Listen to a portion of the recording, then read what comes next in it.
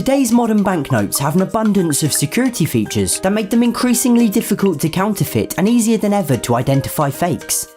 And what's by far my favourite of these features is UV ink. Remember those invisible ink pens you used to play with as a kid?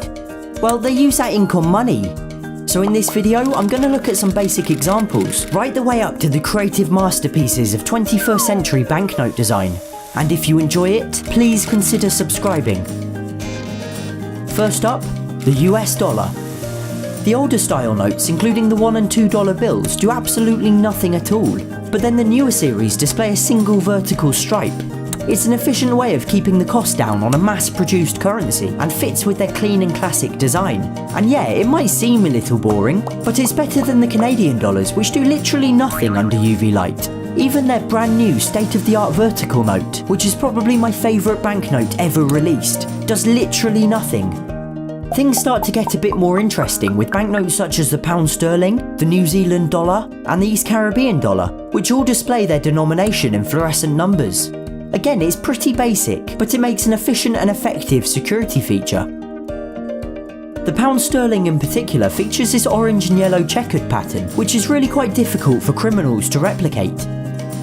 You'll also notice that with a lot of paper banknotes, they have these random flecks of colour scattered all over their surface.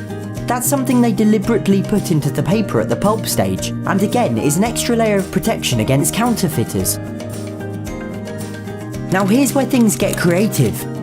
Many banknotes use UV ink to highlight some particular pattern or element of their design.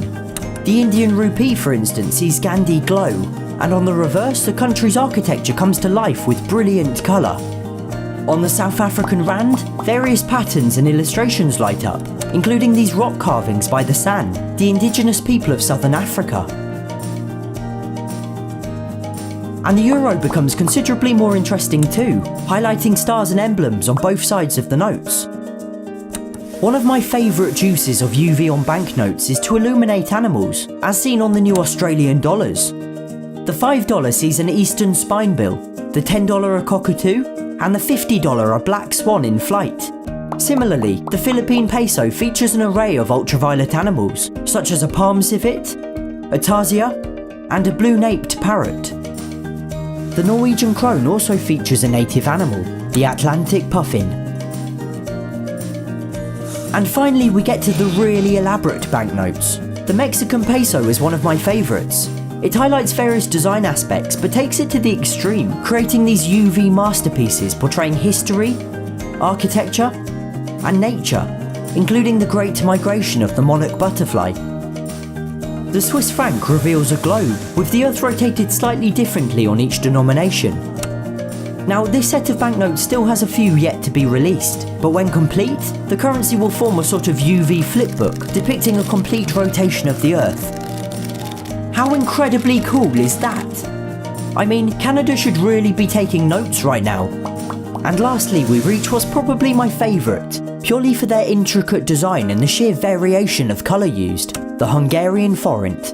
The 1000 sees the denomination in a vibrant rectangle encircled by flowers, as well as a raven holding a ring. The 2000 is also surrounded by a floral pattern, and features an armoured hand holding a sword, whilst the 5000 sees fluorescent gears and cogwheels, and a column of Budapest's chain bridge in orange and green ink. Ultimately, UV ink is just a security feature with the clear and functional purpose of helping us detect fake notes. But that doesn't mean it can't be creative. Banknotes are something most people use every day, and yet without realising that in the right light, they transform into UV masterpieces.